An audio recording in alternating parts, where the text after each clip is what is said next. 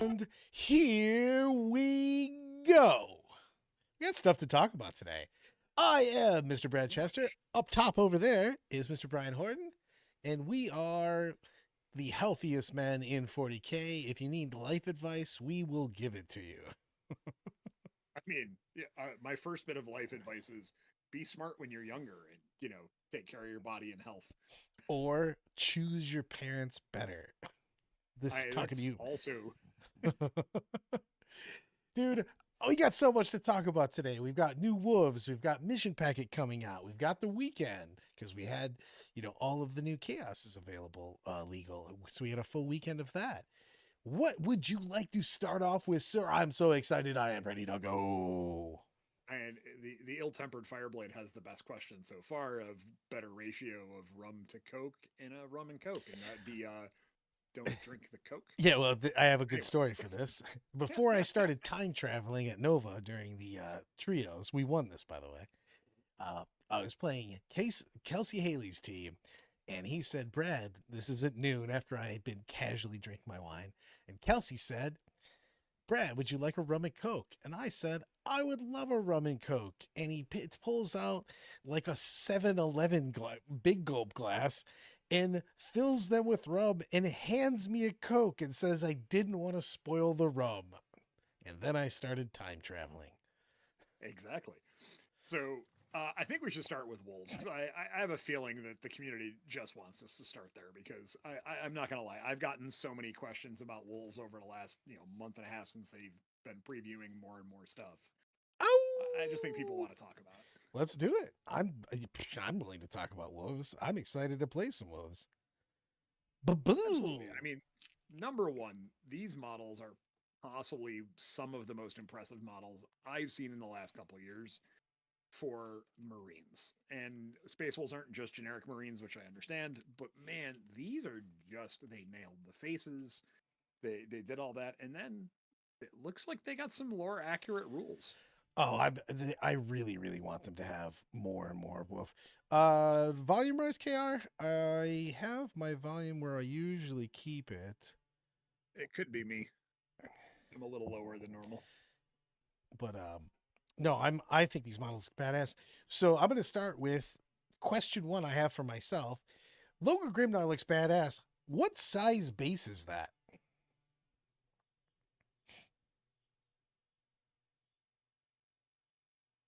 And I lost you completely. Brian went, hey man, if you don't like my volume, I'll make it so you can't hear me at all. See what you did? This is how we get punished. This is why we don't have nice things. You would be what the trench call late, no quiet. Do what you were doing before. Be quiet. Hearing it's an 80 millimeter. It looks bigger than G-Man's base, though. I mean, he's like a decent sized model plus those two wolves. It looks badass. It's same as the Brutalis. I can't hear you now. Is the Brutalis on an 80 or a 60? Brutalis is on an 80. That's what I'm going to assume Logan's on is an 80. I mean, he's getting put on the board. I don't care what his rules are. That looks too cool to not put on the board. So, but the, Arjack, I think, is on a fit. Arjack would be on a 40 to a 50 then. I think he's just a straight 40 on that, probably. You know what I mean? Yeah. Let's talk about this. Let's start with the Wolf Guard. I like the Terminators coming at -1 to wound. Well, sorry. Minus they have transhuman, basically. Anything that's higher strength than their toughness is -1 to wound. I mean, that's legit. You know what I mean? Yeah, it's really good. It means that if they're T5, that means that most of the bigger stuff is wounding them on 4s at best. Yeah, you know what I mean? I like that quite a bit. I mean, it's legit. Anybody that has that's just annoying. I mean, Custodes have a bunch of guys that are already doing that. You know what I mean? Oh, what's up, Nickel Matt? Loving life, living large. So I think these are legit. They also look pretty goddamn cool. I hope they give me back all my combi weapon options. I mean, we know that's not happening. Oh, come on. We know that's not happening. Go away. Stop that. It's not going to happen. You know who's got a bunch of combi weapon Space Wolves already modeled up and ready to go? This guy. I mean, the big thing that we're going to see in this is we're going to see some different builds for Space Wolves. It's not going to just be Wolf Jail now, which is going to be fantastic. Yeah, I'd love to see. Like, I want to see it also be determined by who's leading your army. Let's talk about some. Speaking of some bad dudes that are leading your army, one, we got Grimnar's Guile of the Wolf rule, which he basically has Vect. It's legit. This Yeah. is a dude that's going to be in your face anyways, or at least mid-boardish. You know what I mean? Even if you're playing in like passive aggressive, which will be my style of play as usual, you know, with my vicious battle cry of not in the face, but I mean, like clearly in Terminator armor, so he's deep striking in and going, hey, guess what? I'm within 9 of you. yeah. The big thing is he can just be behind those walls. You're talking about GW terrain, you know, be behind one of those middle pieces, getting ready to beat some ass. Like I've never, like you see it with Cypher and with the Calidus and stuff like that. People that try to do CP manipulation, and they're okay. But like people that are just more durable, sturdy, those are the guys that actually may become like really annoying and a nightmare, because him stuck in there where you're not getting him away very easy, that can actually be a very good use of having an effect. I think it's very, very big. Um, the Arjack, I love this dude. I've always loved Arjack. I think he's a badass. His lore is he's, you know, the champion of Logan's champion. He's the champion of the Kingsguard, and he takes on the biggest target. And him having anti-monster, anti-vehicle 3, and precision in close combat is badass. You know what I mean? Again, I And- just love the idea of Let alone you can reroll to hit and reroll to wound against character units. yeah. I mean, that's what he's supposed to be doing though. That his whole thing is he's going after, you know what I mean? I love the idea of him just trying, you know, calling out like a Canis Rex or something. Bring your weak shit. And you're coming out. He looks really, really cool on that. Does the CP stuff stack? That's a good question for Brian on that, because it is a weird thing if you've got multiple things. Is it do they stack? Is that So there's nothing saying that they don't currently stack. So the answer to that right now would be if you're raising the cost of something by 1 CP, raising it by another CP. I don't remember seeing anything anywhere where it says they don't stack. So could you get 2 things to layer on that? Possibly. Fireblade? Yeah, the Archon coming up is pretty decent too. I have to give credit on that. Him, the Swarmblade, the Swarmlord, if he wasn't so wildly expensive for me, and the Archon, obviously because of 2-up Shadowfield, which I fail consistently in the first try, can get stuck in there and you can get some real use out of that. It's just when I see people put up a Cypher or they put up an Assassin and they actually try to get value out of that as opposed to the lone op value, you get too close and people just, you know, a couple Storm boys run over and go, hey man, my boss says it's real annoying that you're trying to make my strats cost more, so I'm just going to punch you. So it's a big deal on that. Yeah, 12 different abilities that are the same as the Vector. Yeah. I do like the fact that they all work the same. GW is, we throw them under the bus a lot. I do like when they just find a wording and stick with the damn wording. Don't make the same ability worded 5 different ways. So people like Brian have to get a sad look on their face every time they make a rule because it's look, not the same ruling. There's nothing like having to open 3 devices to go, all right, I got to read this rule with this rule with this rule and then make a ruling. Yeah, it's a pain in the ass. Bring back special rules. Yeah, USRs are half in the game.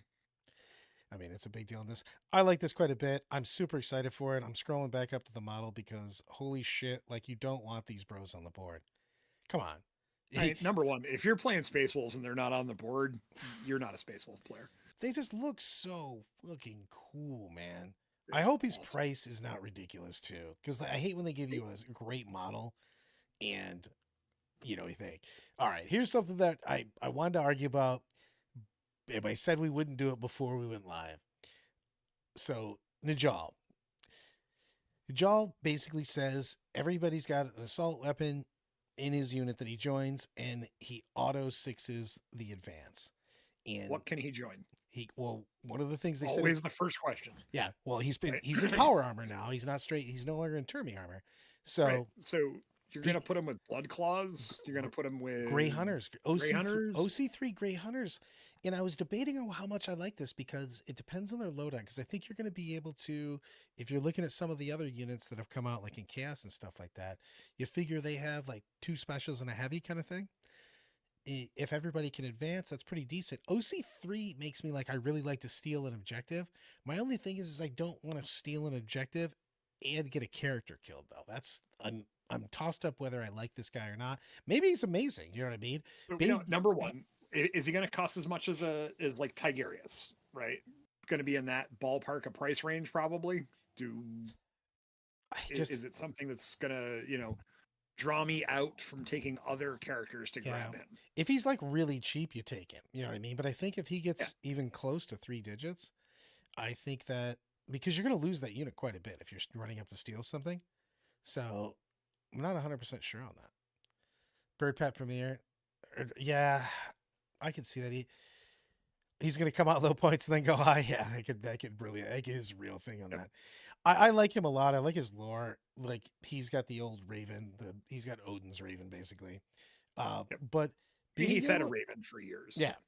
And the fact is like you can move a minimum of 13 if he advances because they're going to be I think they have 7, right?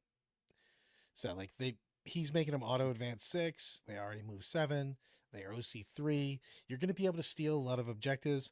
I'd like to see if he had 4+ like barbarians. It's possible, man. You know what I mean? Because he is. I mean, let's go with the lore. They don't technically have librarians. They have rune callers. Thank you very much. Because they don't approve of psychics. So they just put it, they're like, no, it's not psychics. It's something else. Don't worry about it. But we paint these magic glowy runes on things. Yeah, exactly. So you should have into the warp. We should have the same defensive abilities, you know what I mean, for the Phenopanes and stuff like that against psychics or invulns against psychics weaponry. And we've seen more of that. So I don't know. I'm debating on that. What is your thoughts on this when you first saw it?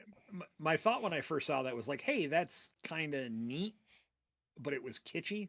I'm like, it seems like, it might have a play in a detachment, but until I see everything, I'm going to go with, I'm not, I like movement.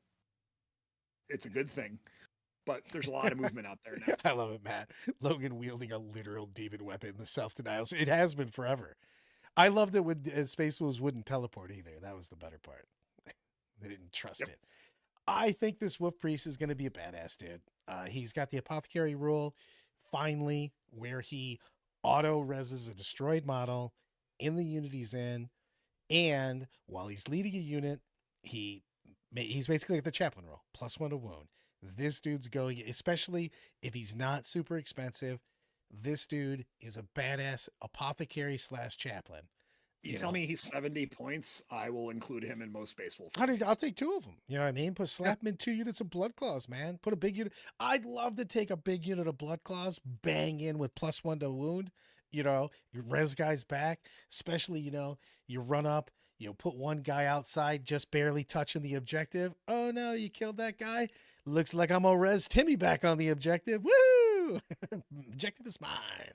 So I think this is the best thing I saw. They finally made their rules good. These guys used to be really good, and then they made them bad, and they're back to being good. I think these guys, as long as they don't jack up the price, I think this is an auto include for me. I agree that I think it looks really fantastic. I'm very excited about this. Plus he's got a badass cape now, with the wolf cape, and he's also looks like he's got a pimp rod. So his Crozius Arcanum is definitely much more badassery. Hold on, I'm about to shut this down from KR. Oh, don't you put that evil on me, Ricky Bobby. Cost an Apothecary plus a chaplain. You shut your face. I think he's going to be in the 70 to 90 point range. We'll see. Well, it's a big thing though. If he's 70, he's 100% going in everything. You know what I mean? Yeah. I don't know. Well, I mean, +1 to wounds always worth. I know that somewhere out there on the internet, there's a German version of the book floating around. I haven't seen point cost pictures with that German version, but Du hast. So let's talk about this Wolfguard battle leader. Unfortunately, the model is my least favorite of all the Kunu models. It's not even bad. It's just the other ones were so awesome. Uh, I mean, this the dude's answer, my friend, is his hair is blowing in the wind. So yeah, that's that's all. true. I mean, my hair hasn't blown in the wind since '89, so Likewise. so So I actually like the rules his of this rules are model. bananas good. I was just Yeah. the model. It's not again. It's not like the model's bad at all. It's just the other models were so good that it was just hard for me. Uh, I really want to see the dual weaving head takers. By the way, so but the fact he's got a really wild rule on him. So while he's leading a unit, all his weapons have sustained one. And each time a model in the unit makes an attack that targets an enemy within 6, reroll a hit roll of 1. Which means if you're right up on top of somebody, you get reroll ones to shoot also, which is kind of wild because you're going to be shooting pistols and everything else. If you got plasma pistols and whatnot, you're getting a lot of just chip wounds before you run in and punch somebody. And sustained is never, ever going to be bad. I mean, I'm playing CSM this coming up weekend, and half the reason is I just want to do packs for sustained. So it having explosions rules, and it's always going to rule. So I like this quite a bit. The have we seen the models on the Wolfguard head takers? I think so. Somebody linked if I remember correctly. Wolfguard get kick bashed, kept shot. I really want. I've got so many Space Wolves, by the way. I'd like to really see those. Some new and old. I'm just happy they're getting new models. They're going to be upsized to fit to the Primaris line of things. That it's going to be such a nice change because they look super tiny. In the big box, I'm going to pull that up. So the head takers, they put the rules out for him too. That's one of the things I didn't see. I don't think I paid attention to it. I may have missed that if they put out the rules for him. I was just saying I did not see it. Of course, I can never find anything on the community page. Damn it. Fellhammer Siege Host. No, I'm just running Renegade Raiders. As soon as they told me I could bring Noise Marines in CSM, Renegade Raiders just gives you more AP because you should be fighting on objectives anyways, and their detachment rules just, hey, extra AP for melee or shooting if you punch somebody on an objective, punch or shoot somebody on an objective. And packs are just legit, man. So I really want here's one of my other things. Here, I'm gonna get ready for Brad Rant number 1 today. Here we go. Brad, I sent you the article. Excellent. Is it in Discord? Yep. So here's my jam on this. Stop putting every Marine have them ability to take the base Marine detachments. If I'm playing Wolves, I'm playing Dark Angels, I'm playing Blood Angels, stop letting me take Storm Lances and Gladiuses. Give me the damn give me those. Give me the freaking detachments for that. It's just there we go.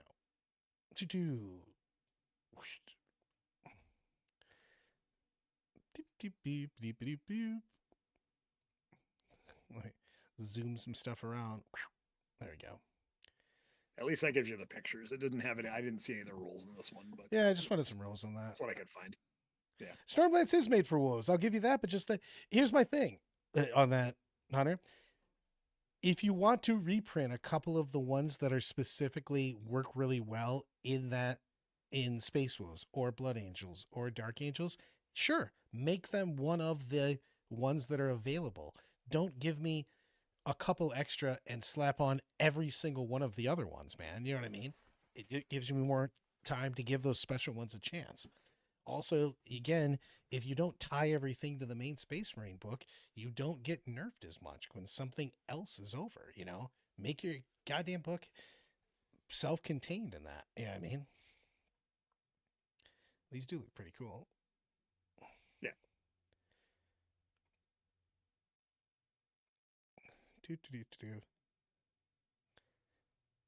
Is the Space Wolf blue or Space Wolf gray? Is that considered? Which one is it? Space Wolf Gray. It's actually called Fenrisian No Gray now. self-respecting wolf hero should have a helmet on. 100%. If you're wearing a helmet, shame on you and your clan.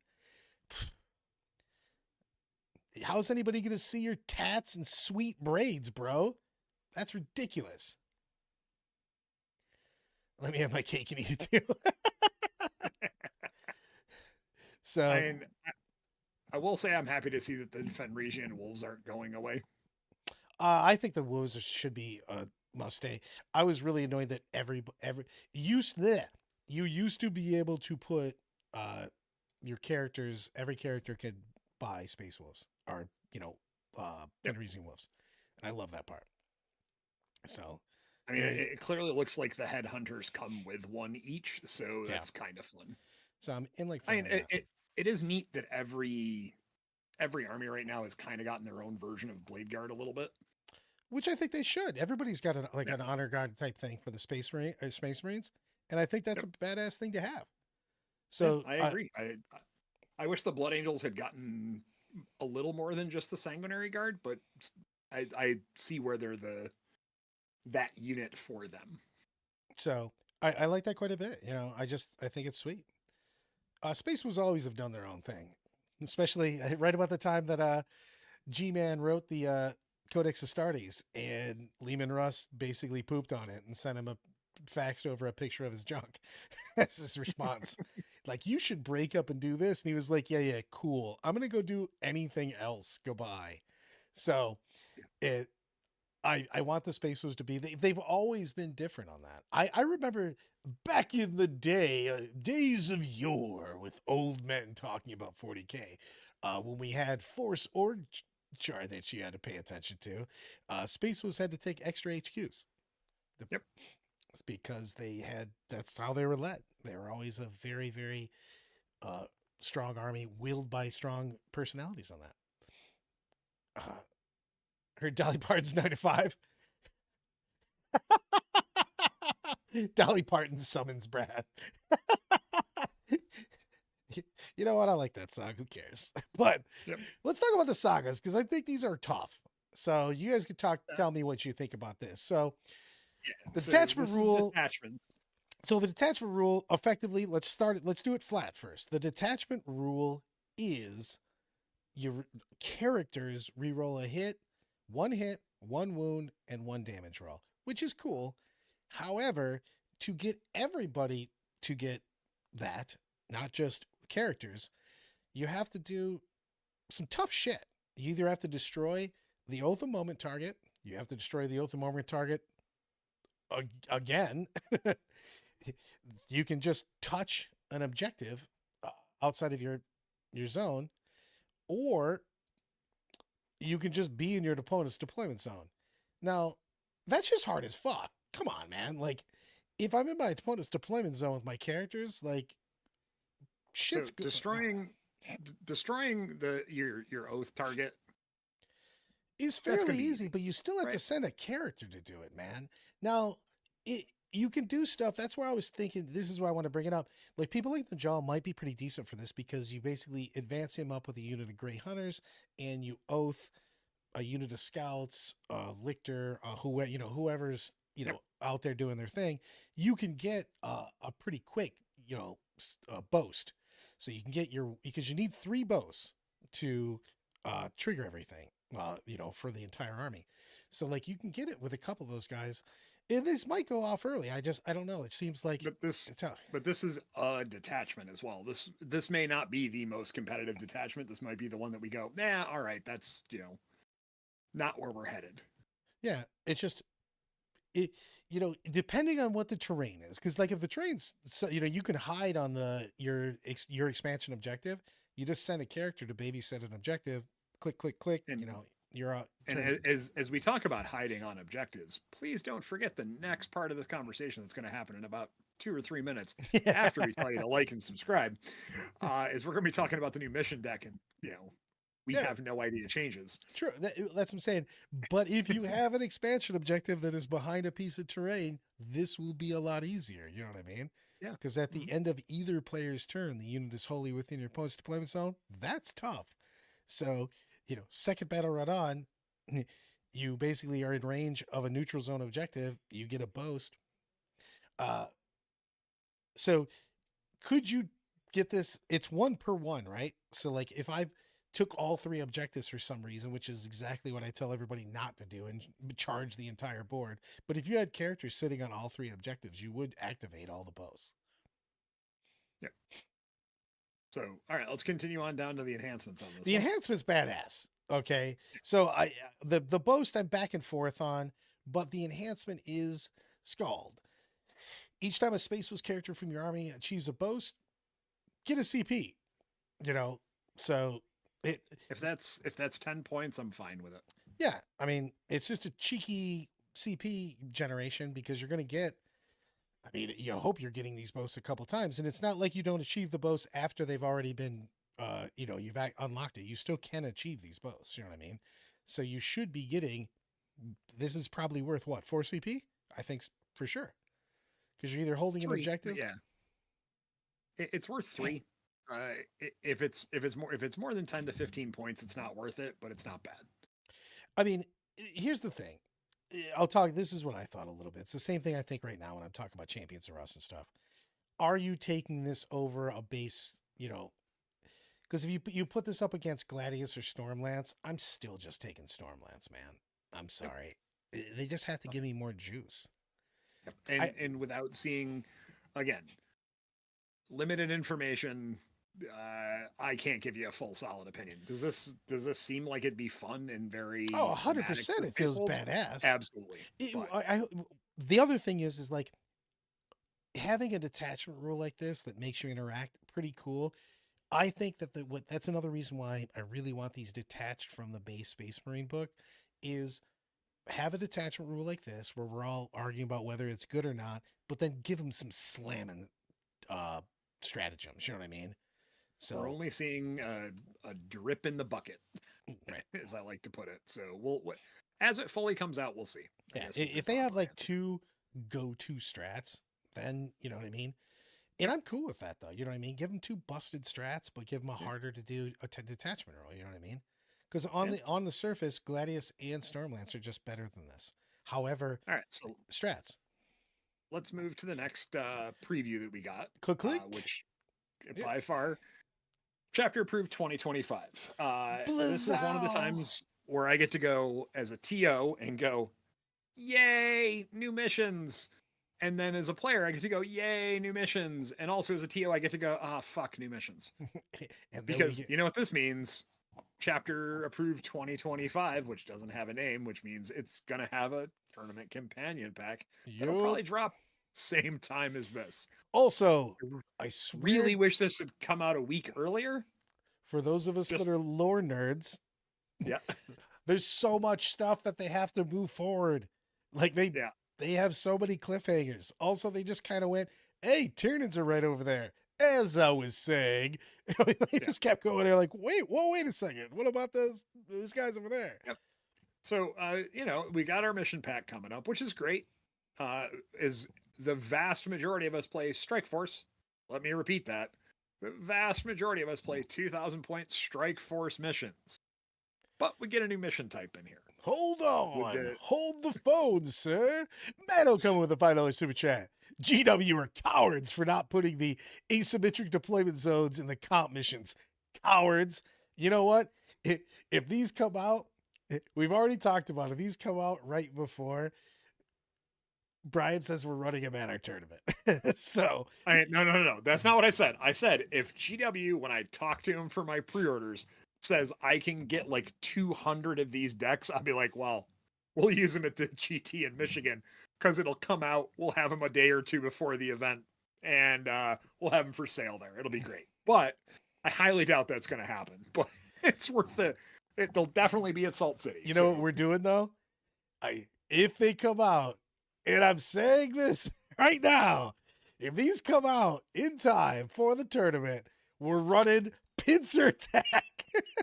We 100% are not running Pincer Attack. These are coming out after the rules cutoff date, so don't worry about it. We're not going to be using these cards. Pincer attack, sir. Yes, but that's for the asymmetric war, which is not what we play. We play, oh wait, what's that called? Strike Force. Yeah. Don't get me wrong. Asymmetric war is what I play from now on, sir. I like that they showed the deployment zone that never gets used, which is Dawn of War. And then pincer attack, something that we'll never see in matched play, and people went, but what about matched play? You are what, like 9 inches away there? It's what's insane. the math on that? It's 9, is it not? Somebody tell me that I'm wrong on this. Because you're 18 up. You're 10 inches away. You're 10 inches away. Okay, because of the angle on. Okay. I'm just like, well, you play some Stormlance with those new Space Wolves, you're making some serious charges on turn 1. YOLO swaggins. If you're playing asymmetric war and you're having a good time, go for it. Play pincer attack. If you're in a GT or a tournament that's not very well advertised as asymmetric war ahead of time, we'll be using one of those other deployment zones. Oh, granted, Jesus, it stinks that they showed us Dawn of War twice. I wish it's like, hey, look, here's Dawn of War. Here's Dawn of War again. Dude, KR, I'm going to go to that tournament. I'm going to the wall. I'm going to the tournament. Legends and asymmetrical matches. Mike, pincer is the deployment we all deserve. Terry, I'll play Brad on pincer at Salt City at 10 at night with Knights. You know what? By then, I will 100% accept that challenge. and I'll fight you with Gray Knights hand to hand. Queensberry rules. I don't know if I can get a streamer to come to Salt City, maybe we'll do a charity asymmetric game one night. But the guy that starts the super aggressive has to play an only shooting army. Oh no, Tau gets pincer attack. That's 100%. They get the green deployment zone required. Yeah. Whew. That's we used to play some whack shit like that at Adepticon, if you remember the teams. Oh, absolutely. Remember you would play just in the middle? So wait, do you remember Surround and Destroy? Yes. Where you were a circle in the middle and your opponent had 4 cube deployment zones? Yes. Yeah. Super fun. Bring back Night Fight. Don't you put that evil on me. Oh, what is it? It's not even the rule. It just bothers me that in the year 41, whatever it is, 4000, that we don't have night vision. It's like, hey, it's dark out. I don't care. I had 10 points left at the end of the game. All my tanks have searchlights. Searchlights. My God, that was the worst in Night Fight.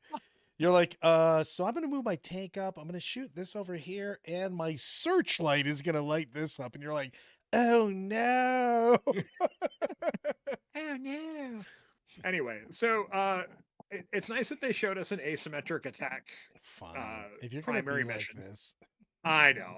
I got to move it on. With the siphon power, too. Did you see the rules for it? It's bananas. Oh my God. Yeah, siphon power. Action starts your shooting phase from the second battle round onward if you're the attacker. Any number of units from your army, each within range of different objective markers, completes end of your turn. If your unit is still within range of the same objective marker, then that marker is siphoned. And it's like, okay. And I just like that you can, the basics of it is you're just going to siphon away your opponent's victory points. You know what? When I play in the narrative this year, we're going to get some wacky. I guarantee I'm playing on some asymmetrical boards. Well, I mean, I will say that the narrative will probably use some of these missions. So, because the idea of stealing your opponent's points is kind of funny. So let's talk about this. Challenger system. I've actually got a separate deal here. Quick-ching so we can see it a little easier. So Challenger says if you're at the end of turn 3, they're basically the new secret missions. If you're down by 6, you can use these.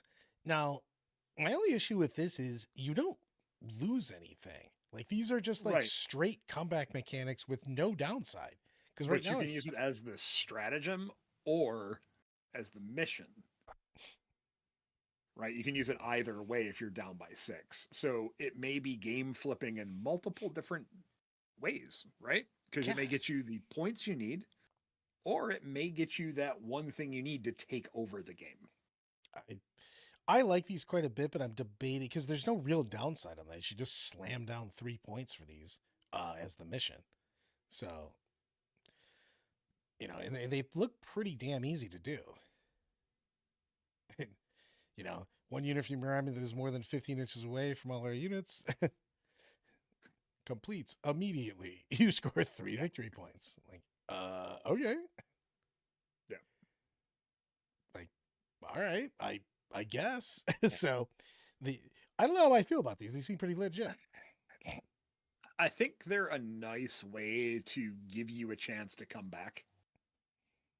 I I need to see more on these before I make a full determination of if I like it or not. I do understand where they're coming from though, because you never want a game to go into like turn 3 and you just basically go, oh, I can't mathematically come back from the game kind of thing now. You know what I mean? So Yep. yes, I do like the ability to have comeback mechanics. So I don't mind that at all. So we'll just see how they work. I just like them to be risky, and rocking out it. But you want them to be good because the original, what was before secret missions? Gambits. Gambits were never used because they were just ridiculous. You know what I mean? Secret missions actually were. Hit completely table your opponent. You're gonna have a lot more actions. It looks like, but I like people having to do actions, and I don't. I've never been a fan. I mean, I hate flyers. Obviously, they can burn in hell. But indirect's never been a fan. I've never been a huge pro indirect, but I do like the ability to, or the want and need to have either firepower or units to go kill your opponent's scoring units. I think that makes a more interactive game. I don't think a bunch of indirect makes it interactive, but I think that you having to go dig out your opponent's idiot units that are churning out points is always been something that you should have to do. And I hated it was a great thing, but I did hate when armies like Necrons could just go, hey, I got 100 on turn 3. You know what I mean? And been very, Yeah. very non-interactive on that. So like I mean, I'm going to put this in the best way I can. I like the idea of it. Going second just keeps seeming to be stronger and stronger, and this seems to lend to that a little bit. Because when are you going to get down behind by 6? When you're going second, a lot of the time. It's very rare that you're, down by it when you're going first. Most of the time, that first attempt at getting that is going to be is the person who goes second. Yeah. I'm a little torn on how I feel about them. I don't know the full mission deck yet. I don't know everything to go with it, so we'll see as it progresses in a couple weeks. Turn 2 is just so valuable right now, so we'll see. 15 points at the end of the game becomes 18, 100%. Yeah, 100%. This is a great point on that. So, yeah, it's just you want comeback mechanics, but you don't want it to be like, hey, you want to watch me score some points now? You're like, not really. Bring back random game length.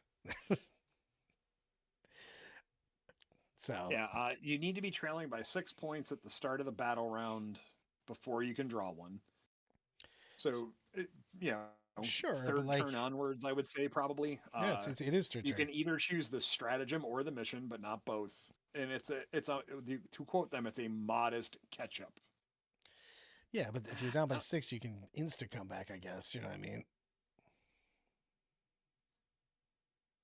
I am wondering what they're saying with this because the last thing they have on this is for even more spice in your casual narrative games, the asymmetric war missions, blah, blah, blah, tactical reserve, surgical deep strikes. Are they going to change any of those things, you think?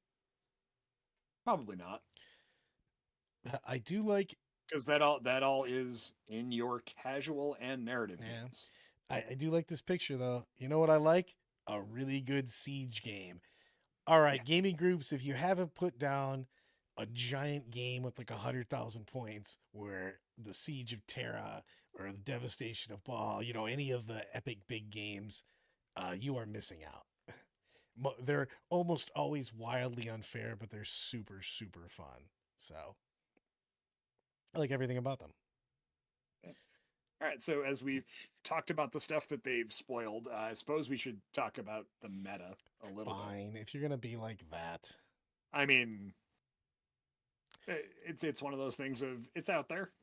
So this is our first full weekend with Death Guard and Emperor's Children and World Eaters all popping in at one time. And we Uh, had Death Guard popping in. I mean, I think that's the strongest of the books that I've seen so far. And they came out looking good, 55%, five I event and wins. I always say this at the beginning of a thing. They come out because people don't know how to play against them strong. Yep. World Eaters didn't change that drastically to where it was like, oh, I don't understand how to play against World Eaters. Death Guard changed dramatically. And hey, guess what? They were good. They won some tournaments. I'm sure they caught a lot of people off guard because they weren't ready for the way to play with them. They had a shit ton of But players they too. didn't come out going, hey, we're in a 70 something percent win rate. They came out at 55 and went, we won some events. Death Guard won an event here and there before. You know who tied them? So, Imperial yeah. Knights, baby. Imperial 'Cause- Knights were in North Carolina. Were 1 and 2, by the way. yeah, good army. If you can't deal with the ability to crack high toughness and OC8, That's the biggest thing I think that you're seeing more and more Knight players doing better now because of the fact that your armies have to be so much more diversified because we've seen more Horde. We've seen a bunch of, you've got all these infantry based armies with Chaos. You need to have more volume. And when you put more volume in your army, you're bringing less tank pop, and then Knights show up and go, hey, cool. You don't have as many las cannons and multi meltas and everything else. You've, I'm doing better. So 100% on that. I think it's one of those things of Knights can be very bad matchups for a lot of armies, and if you don't have the answers for them, it's rough.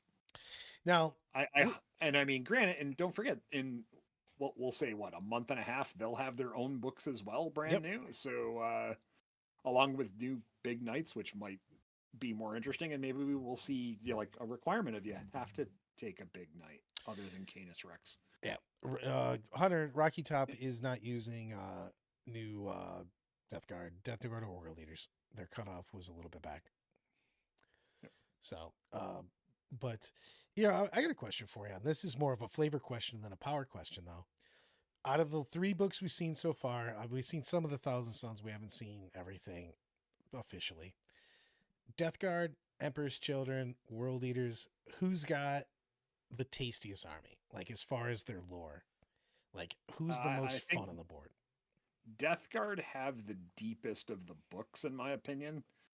So therefore, they get a little more on the lore side of things. And I think there's just more. There's more units to play. There's more stuff to do. I think if you'd have given Emperor's Children all the stuff that Death Guard has access to, that's Chaos Space Marines, they would probably be on the top of that list. But because they're not, I'm going to go with Death Guard right now. I think that Death Guard plays so well now. They play better than they were already playing pretty decent lore wise, but man, adding those extra units in and giving them the styles to play, I like the way they spread contagion better than they ever have now. I think I like the army quite a bit. I think it's very thematic. I think they did a really good job. I'm very excited to see more of the Space Wolves book because I thought they did such a good job with the chaos. Like I was getting very annoyed when GW put out kind of vanilla-esque books, with not enough juice on them. I thought they did a great job on those 3 chaos books that I've seen so far. And I'm looking forward to the others because I thought they play very thematically. And I think they have fun armies, man. I think new World Eaters, by the way, are way more fun than old winners. So and I think the Death Guard out the gate, and I said this, I was talking with Zuber the other day about this. I think Death Guard out of the gate are going to be the better, foothold for the tournament scene for a little bit. They're more well-rounded. well-rounded. I think in the long run, World Eaters are going to pop up, and I think Thousand Sons, because Thousand Sons, you don't have Cabal points anymore, which is a huge thing. Their army now has playstyle. You can do a lot of different stuff. The Thousand Sons, really interesting. Well, I'm actually really excited to see Thousand Sons on the board because they're no longer shackled to Magnus. Now Magnus is still amazing, but the army used to just be an army that you could play against because everybody was 6 inches away from Magnus. Being able to do their stuff away from him means that you have a lot more tactical flexibility in that army. And it's still going to have probably the most mortals in the game. So, I, probably, but the thing that I will continually say that I am finding interesting, especially with the last 3 to 4 books, we got flavor, we got lore, we got some very interesting builds, and it's not like it's, oh, that's the army you're playing out of this book, because I felt like a lot of the older books were very much like, all right, here's the 1 or 2 armies you're going to play yeah. until they balance update and fixed everything on a lot of them. But it seems like right now that there's like Death Guard, I can go, it seems like there's that one detachment's probably a little better than the others, but 3 of the detachments seem pretty solid, pretty flavorful. Same with Thousand Suns. I think 2 of the ones with World Eaters are really interesting. It's going to be a good time. Yeah. I actually, it's crazy to say it, but I think that World Eaters have the most diversity on that, which is crazy to say in an army that's supposed to, it was only operating in one, kind of had their army figured out too. I think that it really changed. Why I think they're the most, not improved as far as power level, but most improved as far as diversity and fun. The World Eaters have the fun level quotient went really high up. I think Emperor's Children are a slamming army. And I think Death Guard are probably the most in line with lore. And I think that I think they'll stay at the highest. Well, we'll see about Thousand Suns. Thousand Suns is not officially everything out, but what I've seen, Thousand Suns look really, really good. But I think the Death Guard are going to stay at that 53-ish plus win percentage for a while, because I think that's an army that plays whatever the hell you want it to play, especially when you get this new mission pack out. When everybody's adjusting, Death Guard already has an army that plays the missions very well, it feels like. Yeah, I think this is one of the times where we can go, we are in what I'm going to call the pause meta. Like, it's new, there's a lot of stuff going on, but we're in pause for 3 weeks, right? Yeah. Because we got 3 weeks before a moon mission deck drops. Yeah, and a codex doesn't mean shit compared to the missions. Yeah, and when the new mission deck drops, we have to revisit everything, right? We have to relook at every setup, everything. They could change the table layouts, they could change the size of the terrain. God, as a TO, I hope not. But they could change a lot of different little things, and I'm telling you, the balance on armies is going to shift, and some armies that tend to lend themselves to skew, Imperial Knights, Death Guard have that same potential. Chaos Knights could throw a wrench in the works for some things. So it's going to be interesting to say. And yes, Zuber, definitely, I don't want them to change the terrain size, because I don't want that. When they did that from 9th to 10th. I go to the wall, though. So I was disappointed that you didn't run 18 Rampagers and 9 Crew Tux Riders. And then you ran it. And what happened? You won the GT. Because that army is gross. And I love it. The 5 wound breakpoint on that stuff is so... Dude, the fact that they get their dev wounds when they freaking heroic, you're just like, oh, this is a terrible heroic. Rampages are like, we mortals. Hunter, if they remove obscuring and only have true line of sight, Jesus. That could possibly be one of the worst things for the game. Imagine playing type 6 with true line of sight. No. There's no blocking. You're just standing there going, hey, you're giving the Forrest Gump wave. Yeah, that would immediately cause a TO FAQ. I'm not gonna lie. Mike, yes, bring back -1 hit from Forrest, 100%. No, you know what we have to bring back? Bring back, you can only shoot in 2 inches or shoot out 2 inches of Forrest. Love that rule. And then you can give certain things jungle fight rules, which allow them to see through it and shoot past it. Yeah. That'd be kind of fun. It means there's special rules. Universal special rules. Yes, 100%. What a shocker. All those things are super cool, man. The thing is that if we had, I'm going to rant again. Screw it. 2 rants, one cast. Give more special rules and more ability for the terrain, and we won't have to fight on 100% city fights. We're only fighting in ruined cities right now. And let me tell you, when you have cargo crates and you can't land on top of them, it's tough, right? As someone who uses them because it makes sense in the GW playstyle and what they've been doing, bring back some more stuff. I love it. Mike's on this one. Writes rules for 6 types of terrain. Suggest only 1 type for competitive play. 100%. It's 100% what happens. It's funny when I'm coaching that, especially with the new players, and you're like, okay, here, showing them the GW trade. You're like, all right, what do we have here? I'm like, every single thing is an Obscuring Ruins. You're like, everything? Everything. I'm like, oh, okay. So that's like somebody laughed when I said I could build an entire city out of cargo crates. Yeah. Done it at an event. And if I just count them all as ruins, it's just like playing on a regular table. We don't have do we have any do we have any armies in the danger zone? I mean, yes. Imperial agents don't count. All right. So Black Templar are in the danger zone, but they're a very low player. I mean, they're low-ish player count. I think their problem is points. I don't think it's rules. I don't think it's detachments. I 100% think that's a points thing. I think the same thing with Drukhari. You've overcosted them. Drukhari need nothing but just give back the points. There was no reason to get those point nerfs in the first place. They'll be fine. They don't need anything else. Just give them I think Imperial agents just need their detachments to have actual rules. Rules? What happened to Deathwatch? Am I missing something on Deathwatch? I think people figured out how to play against it. And I don't think enough. It doesn't feel like there's a ton of people running it. I still think they're very good. Yeah. I still think they're very good. And I still think that Black Templar can be very good. It's just,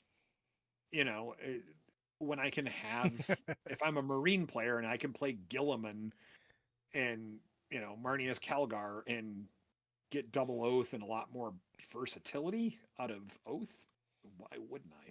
Yeah. I mean, yes, you're right. I do like that Dark Angels got smoke showed, except for the fact they still had 3 X and 1s and an event win. So I think Dark Angels are one of those armies that are fine. They could use some point adjustments on a few of their specific units, and they could use a couple detachment touches, but they're not in a bad spot. I don't think any of the Marine armies are in bad spots.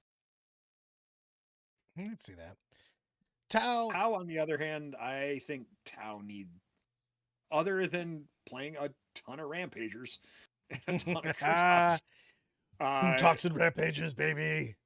I think for those people that want to play the suits and do all that, they need a little bit of love. They need a little points adjustment and a little push here and there. Yeah.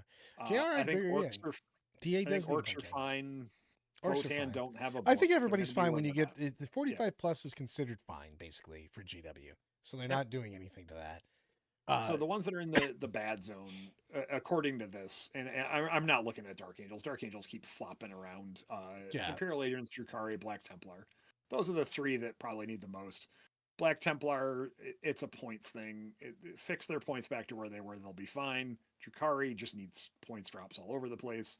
Imperial Agents needs some actual detachment rules. And maybe, I don't know, an army special rule. Black Templar's got like bad, that. KR, I agree. DA needs a bike captain. Yes. What the hell happened to Black Templar? Black Templar got collateral damage nerfed a bunch as they were screwing with other detachments and within Marines. The Black Templars got side exploded. So yeah, and for Imperial Agents, if you can see all the gray plastic behind my shoulder back here, that's all Imperial Agents that I've been working on for the last couple hours here at the house. Just seeing what I got and figuring out what I need left to build and pulling out assassins that are as old as Brad. You know what I'm going to pull up for this? Who had the most players? If I could figure out. Marines. Custodes. Oh, God damn it. Did I screw this up again? Hold on. Yep, sure did. There we go. It was Custodes still, though. 79 players, 71 Marines, 69 Death Guards, 66 Demons are still way up there. Custodes travel really well. Yeah, 100%. And here, hold on. Got to go into the detachments. Who is the most played detachment? I swear I can make this work. Just keep clicking on it. Noble Lance. Yeah, that makes sense. Noble Lance, Gladius, Lions of the Empire, Shadow Legion. Well, it's all Noble Lance, Gladius, and Lions are wildly ahead of everything else. Yeah, but Shadow Legion is creeping up. That's really good. I think that list is gonna catch people off guard sometimes. Yeah, I mean, it's got some shenanigan rules and things you can do. I mean, it's over half of the Chaos Demon stuff. Like, I mean, clearly Noble Lance for Knight is should be the overall. You know, it's like if there's 62 players playing, they should be playing Noble Lance, which is what actually happens. Lions of the Empire is just Task so Force good. for Marines. For Marine detachments, there was 12 that didn't play Gladius. Yeah, I mean, Gladius is just so good, though. You know what I mean? It's got good strats. It has good. It's got the everything pretty good on it. It's got good strats, good enhancements, and its attachment rule is very flexible. Yeah, and so the Grotsmith's detachments for Knights were poopy. We can just all admit that. I think the vast majority of them were not that great for the ones that haven't gotten books. Agreed on that. You know, before I'm doing anything, let's go look at Logan again. Yeah. I'm just waiting for a friend to ask me to paint that up because I want to paint that so bad. Oh, it's just such a beautiful model. I want to put Max wolves on the board, like actual Fenrisian wolves. I love it. Blood Claws will probably get what comes in the box tree bin. I hope not. I really want my Blood Claws to be crazy. Emotional support, Grimnar. Oh, man. You should promote some stuff. Tell me about what's coming 100%. Up. So we got coming up here the first weekend in June, the Lorecast Major.